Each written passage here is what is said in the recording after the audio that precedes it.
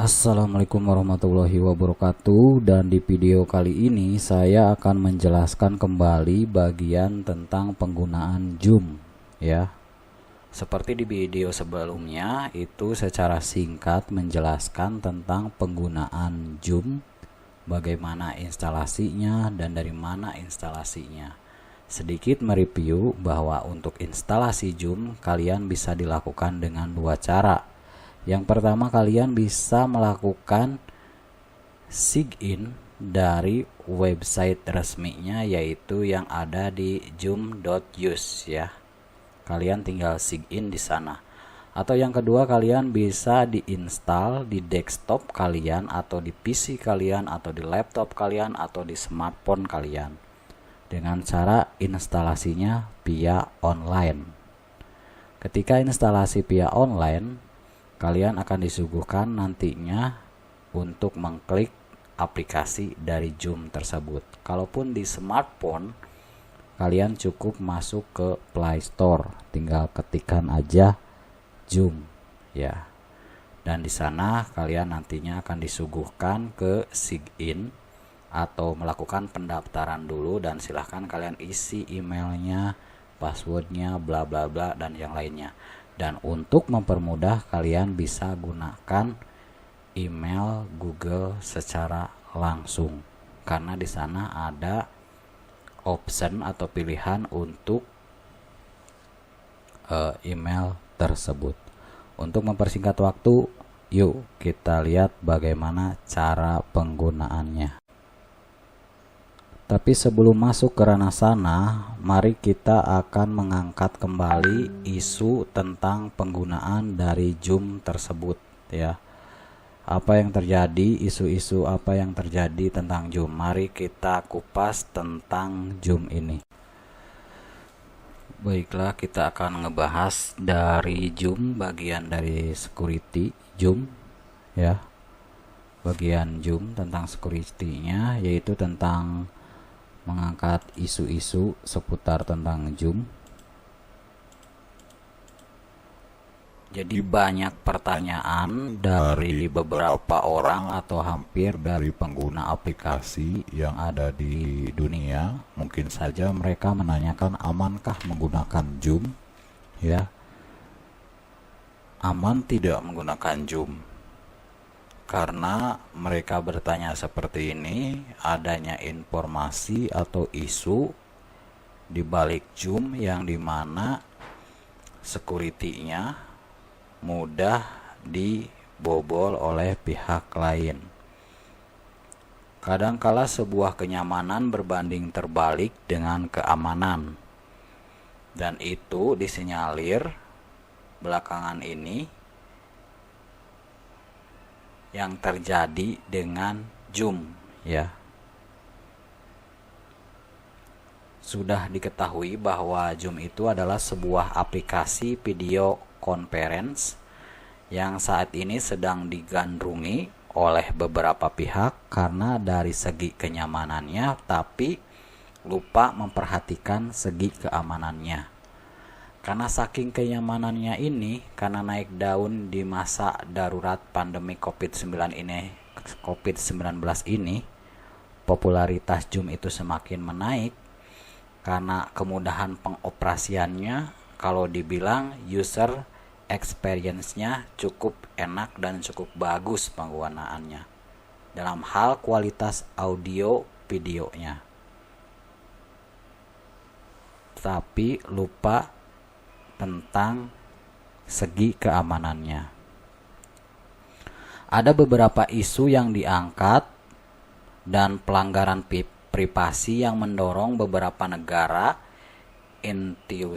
institusi, sekolah dalam hal pelarangan penggunaan aplikasi Zoom ya, seperti Google, SpaceX, NASA, Taiwan, dan sebagainya. Mungkin ini diambil dari sebuah media, yaitu inet.detik.com, tentang sederetan negara dan lembaganya yang melarang tentang penggunaan aplikasi Zoom ya. Salah satu isu yang diangkat dan sering dibicarakan yaitu tentang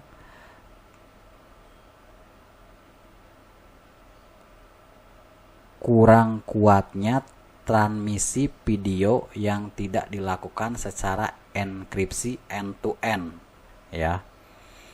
Seperti kalau kalian tahu tentang security dari WhatsApp, bahwa security WhatsApp itu sudah enkripsinya end to end secara 100%, sedangkan di Zoom isunya enkripsi Zoom-nya itu tidak 100% memadai untuk melakukan security, ya.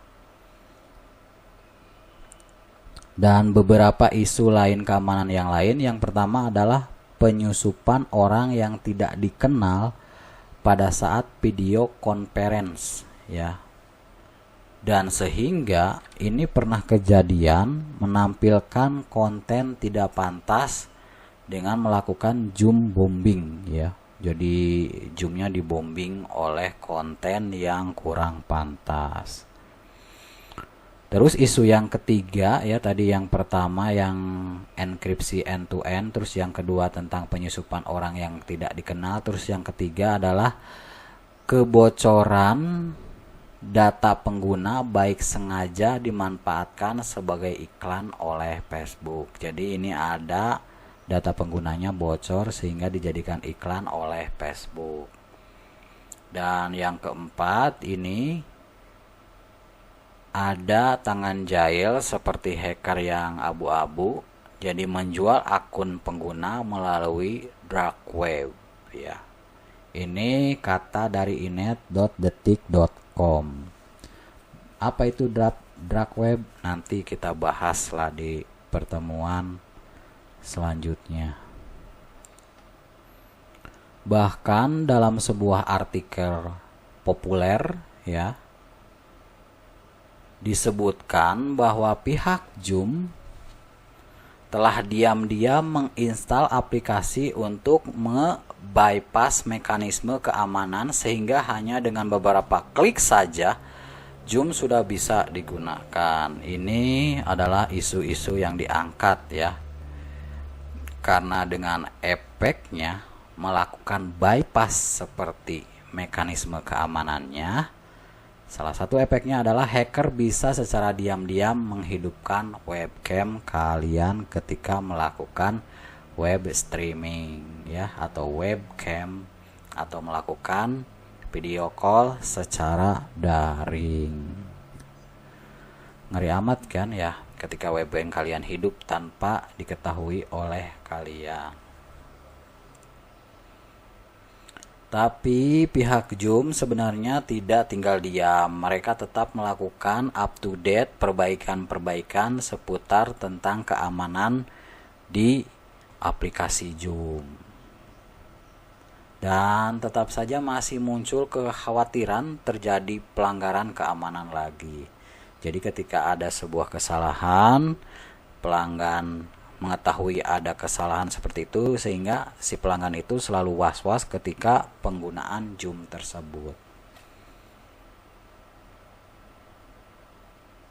Jadi isu keamanan ini pada dasarnya terletak pada dua bagian, yaitu dari sisi aplikasi Zoom-nya sendiri dan dari sisi si pengguna atau end user-nya. Kalau dari isu dari keamanan aplikasi Zoom, dari pihak Zoom katanya sudah melakukan klaim bahwa versi terbarunya sudah diperbaiki dengan versi terbaru, maksud saya.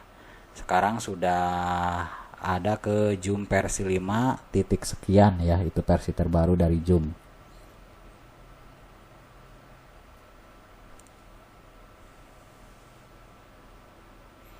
Jadi kita kembali lagi kepada diri kita sendiri, apakah kita akan menggunakan aplikasi Zoom ataukah tidak menggunakan aplikasi ini sama sekali. Itu dikembalikan lagi ke pengguna, ya. Tapi tidak disinyalir bahwa penggunaan aplikasi Zoom ini terus naik meskipun ada berendelan isu-isu tentang seputar keamanan. Jadi pada pertanggal 21 April bulan kemarin, pihak Zoom melaporkan bahwa penggunaan aplikasi mereka itu sudah melebihi 300 juta orang pengguna. Wah, ini keren banget. Dan angka ini akan terus naik dan terus naik, itu kata mereka. Dan seperti yang kalian ketahui bahwa pemilik atau CEO, ya CEO-nya itu namanya Eric Yuan. Eric Yuan ini mempunyai beberapa investor di saham Zoom-nya, dan dia bisa meyakinkan investornya supaya Zoom ini tetap diminati oleh setiap orang, ya. Jadi popularitas Zoom ini naik ketika masa pandemi COVID-19, ya. Jadi ini digunakan bukan di Indonesia saja, tapi di seluruh dunia hampir menggunakan Zoom, ya. Seperti melakukan rapat-rapat online, webinar, seminar, atau temu kangen keluarga, ya. Tujuannya sih bagus untuk mencegah penularan COVID-19. Jadi kata CEO Zoom, yaitu Eric Yuan, dia mengatakan, kami senang dan merasa terhormat untuk bisa memberikan kepercayaan bagi para pembisnis, rumah sakit, guru, dan pengguna di seluruh dunia. Jadi itu adalah pernyataan dari Eric Yuan, ya, CEO dari Zoom tersebut. Bagaimana kalian masih tetap ingin di zona nyamannya Zoom, atau kalian bisa beralih ke Google Meet, Jitsi Meet, dan aplikasi telekonferensi yang lainnya, ya. Terus dari aplikasi Zoom, ya,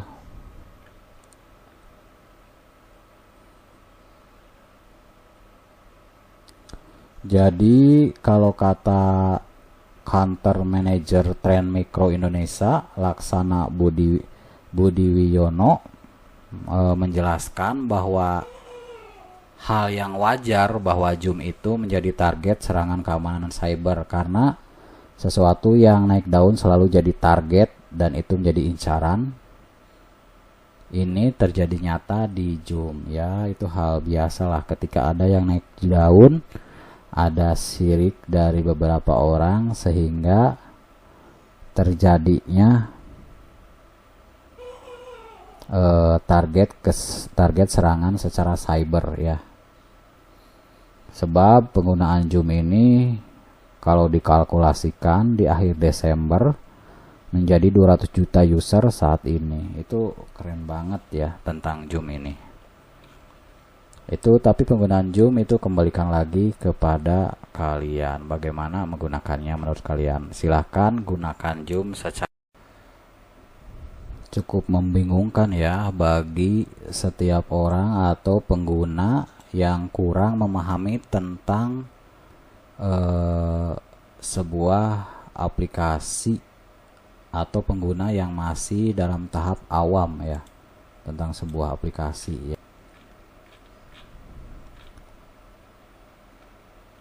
Tapi sekali lagi saya jelaskan bahwa pihak Zoom sangat merespon dengan baik tentang isu keamanan dan privasi data pengguna ini. Karena responnya ini karena sangat menggugah tentang isu-isu seperti ini, serangan seperti ini, Zoom angkat bicara, ya. Jadi Zoom itu tidak tinggal diam ketika popularitasnya mulai tergerus, atau satu demi satu tudingan itu mereka jawab, bahkan terbantahkan, ya. Jadi Zoom mengklaim dia tidak jual data pengguna, ya. Itu sudah mengklaim. Dari mana ini informasinya? Kalian silakan masuk ke Twitternya Zoom atau ke informasinya ke Twitternya Eric Yuan ya, CEO dari Zoom. Semuanya informasinya ada di sana. Dan untuk Zoom versi terbaru ya, ada beberapa rentetan tambahan fitur keamanan apa saja di Zoom 5.0 sekian sekian, 5.1 sekian sekian. Jadi Zoom ini mengumumkan sederetan kemampuan terkait fungsi atau fitur keamanan dan perlindungan privasi di Zoom versi 5.0. Jadi ada tonggak utama dalam program security plan 90 hari yang baru diluncurkan pihak Zoom. Jadi tambahan lagi adanya dukungan enkripsi ACM 256 bit GCM. Jadi enkripsi ini enkripsi tambahan yang dirancang untuk meningkatkan perlindungan untuk data rapat dan resistensi terhadap gangguan. Nah, ini fitur tambahan dari Zoom 5. Dan pihak Zoom juga mengatakan bahwa pemberdayaan akun di seluruh sistem akan diberlakukan dalam 2 bulan ke depan ya. Tinggal kalian hitung aja Zoom ini akan launchingnya kapan. Jadi pihak Zoom sudah merespon tuh, sudah adanya Zoom versi kelima dengan tambahan enkripsi ACM 256 bit GCM akan lebih baik mengamankan data pengguna saat proses transit ya. Nah, seperti itu. Semoga ini bermanfaat. Jangan lupa komen. Kita akan berlanjut ke penggunaan Zoom ya. Penggunaan Zoom yang kedua yaitu kita kan kemarin ngebahas tentang ini yang di home ini ada new meeting, ada join, ada schedule, ada share screen. Jadi untuk new meeting ini sudah disinggung dan dibahas di pertemuan bagian Zoom bagian ke-1 ya, yang ini. Tentang chat yang ini, tentang meet yang ini, tentang kontak yang ini sudah dibahas kemarin. Yang belum dibahas itu ketika kalian akan masuk ke sebuah sesi webinar atau Zoom, kalian nanti akan disuguhkan sebuah ID kan, ID Zoom atau link. Kalian cukup masuknya ke sini saja, ke join.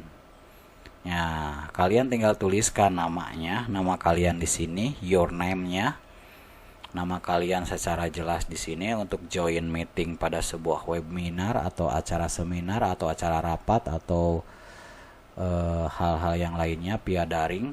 Kalian tinggal masukkan enter meet ID atau personal link name. Jadi di sini, ya, itu seperti itu. Dan untuk schedule ya, schedule ini kalian bisa melakukan schedule dengan membuat sebuah cerita yang akan melakukan di suatu tempat. Tapi kalian masih bingung, kalian tinggal masuk ke schedule meetingnya. Kalian akan tuliskan topiknya akan tentang apa, akan dimulai startnya pada hari apa, bulan apa, tanggal berapa, dan tahun berapa, dan dimulai jamnya jam berapa, durasinya akan berapa menit nantinya. 1 jam, 5 jam, berapa menit atau bagaimana. Terus di sini ada time zone-nya, kalian zonanya di mana posisinya yang akan kalian meetingkan. Terus di sini ada meeting ID. Meeting ID itu adalah ada 2 opsi, yaitu ada general automatical, yang kedua adalah personal meeting ID. Kalau general automatical ini bersifat dinamis yang nantinya akan nge-broadcast link dari meeting ID-nya. Kalau personal meeting ID itu adalah bersifat statis karena sudah ditentukan ID dari meeting, schedule meeting tersebut. Ya. Dan untuk videonya, kalian apakah videonya akan ditampilkan atau tidak ditampilkan? Apakah kalian menggunakan kalendernya mau pakai kalender Google Calendar atau Outlook atau Outer Calendar atau kalender yang lain. Terus di sini ada advance option. Apakah kalian akan melakukan enable waiting room? Apakah akan melakukan enable join before host atau bagaimana? Silahkan kalian tinggal isi yang ini. Ya. Itu adalah tambahan dari tambahan dari